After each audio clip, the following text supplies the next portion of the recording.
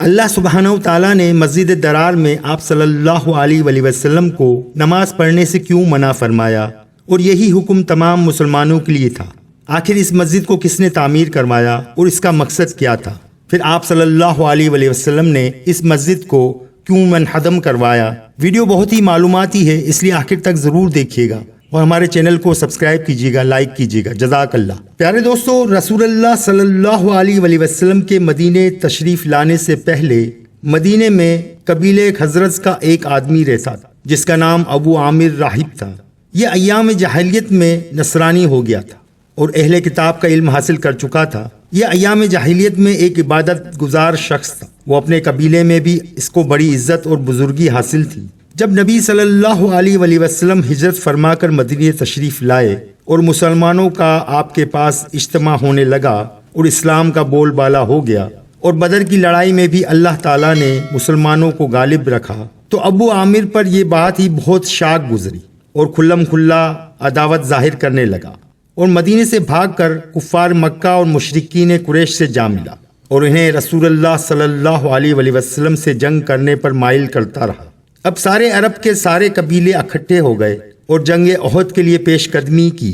نتیجے میں مسلمانوں کو جو ضرر پہنچا، اللہ عز و جل نے اس جنگ میں مسلمانوں کا امتحان لیا۔ عاقبت تو متقین ہی کے لیے ہے۔ اس فاسق نے دونوں طرف کی صفوں کے درمیان کئی گڑھے کھودے رکھے تھے۔ ان میں سے ایک میں رسول اللہ صلی اللہ علیہ وسلم گر پڑے۔ اس سے آپ صلی اللہ علیہ وآلہ وسلم کو بہت نقصان پہنچا۔ آپ کا چہرہ مبارک زخمی ہو گیا۔ آپ صلی اللہ علیہ وآلہ وسلم کے نیچے کی طرف سے سامنے کے 4 دانت شہید ہو گئے۔ سر مبارک بھی نبی صلی اللہ علیہ وسلم کا زخمی ہو گیا۔ ابو عامر نے شروع جنگ میں اپنی قوم انصار کی طرف بڑھ کر انہیں مخاطب کیا اور انہیں اپنی مدد اور اپنی موافقت کی دعوت دی۔ جب انصار نے ابو عامر کی یہ حالت دیکھی تو کہنے لگے، اے فاسق، تجھے خدا برباد کرے، اور اس کو گالیاں دی، اس کی عزت ریزی کی۔ اب وہ کہتا ہوا واپس ہو گیا کہ میرے بعد تو میری قوم بھی بگڑ گئی ہے۔ نبی کریم صلی اللہ علیہ وسلم نے اس کے فرار ہونے سے پہلے اس کو دعوت اسلام دی تھی اور قرآن کی وحی اسے سنائی تھی، لیکن اسلام لانے سے اس نے انکار کر دیا اور سرکشی اختیار کی، تو رسول اللہ صلی اللہ علیہ وآلہ وسلم نے اسے بددعا دی کہ کمبخت ضلع وطنی اور پردیس کی موت مرے۔ چنانچہ یہ بددعا اس پر کارگر گزری اور یہ بات اس طرح وقوع پذیر ہوئی کہ لوگ جب تک جنگ احد سے فارغ ہوئے اور اس نے دیکھا کہ نبی صلی اللہ علیہ وسلم کو تو اور بلندیاں حاصل ہو رہی ہیں، اسلام بڑھتا چلا جا رہا ہے، تو وہ ملک روم ہرکل کے پاس گیا۔ اس سے نبی صلی اللہ علیہ وسلم کے خلاف مدد مانگی۔ اس نے وعدہ کیا کہ اس نے اپنی امیدیں کامیاب ہوتی دیکھیں تو ہرکل کے پاس ٹھہر گیا اور اپنی قوم انصار میں سے ان لوگوں کو مکہ بھیجا جو اہل نفاق تھے کہ لشکر لے کر آ رہا ہوں، رسول اللہ صلی اللہ علیہ وسلم سے خوب جنگ ہوگی، ان پر غالب آ جاؤں گا اور انہیں اپنے اسلام سے پھر سابقہ حالت پر آنا پڑے گا۔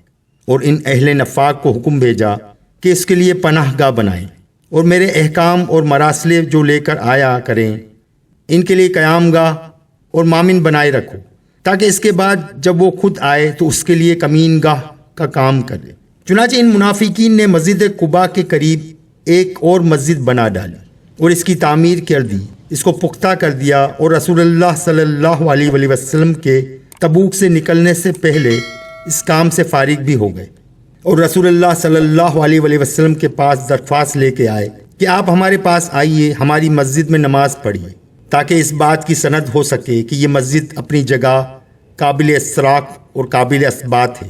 اور آپ کے سامنے یہ بیان کیا کہ ضعیفوں اور کمزوروں کی خاطر یہ مسجد بنائی گئی ہے، اور سردی کی راتوں میں جو بیمار لوگ دور کی مسجد میں نہیں جا سکتے ان کے لیے آسانی کی غرض سے ہے۔ لیکن اللہ تعالیٰ تو اپنے نبی صلی اللہ علیہ وآلہ وسلم کو اس مسجد میں نماز پڑھنے سے بچانا چاہتے تھے، چنانچہ آپ نے فرمایا کہ ہمیں تو اس وقت سفر درپیش ہے، جب ہم واپس ہوں گے اور خدا نے چاہا تو دیکھا جائے۔ اور جب نبی صلی اللہ علیہ وآلہ وسلم جنگ تبوک سے فارغ ہو کر مدینے کی طرف واپس ہوئے اور مدینے تک مسافت کی، جب ایک دن یا اس سے کم کچھ رہ گئی تو جبریل علیہ السلام مسجد درار کی خبر لیے ہوئے آ پہنچے اور منافقین کے اس راز کو ظاہر کر دیا کہ مسجد قباء کے قریب ایک اور مسجد بنانے سے کفار کا مقصد مسلمانوں کی جماعت میں تفریق پیدا کرنا ہے۔ وہ مسجد قباء ہے جس کی بنیاد اول روز سے تقوی پر اٹھائی گئی ہے۔ اس بارے میں قرآن مجید میں اللہ تعالیٰ کی آیت نازل ہوئی۔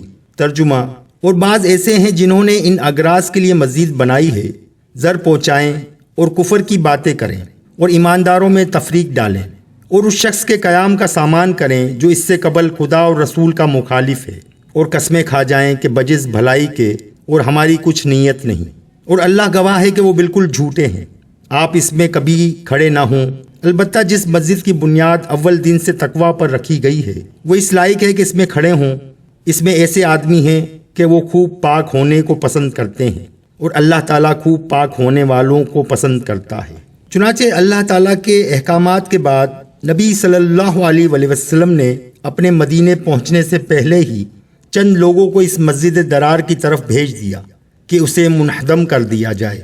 وہ لوگ جنہوں نے اس کو بنایا وہ قسمیں کھا رہے تھے کہ ہم نے تو نیک ارادے سے اس کی بنیاد ڈالی ہے، ہمارے پیش نظر تو صرف لوگوں کی خیر خواہی تھی۔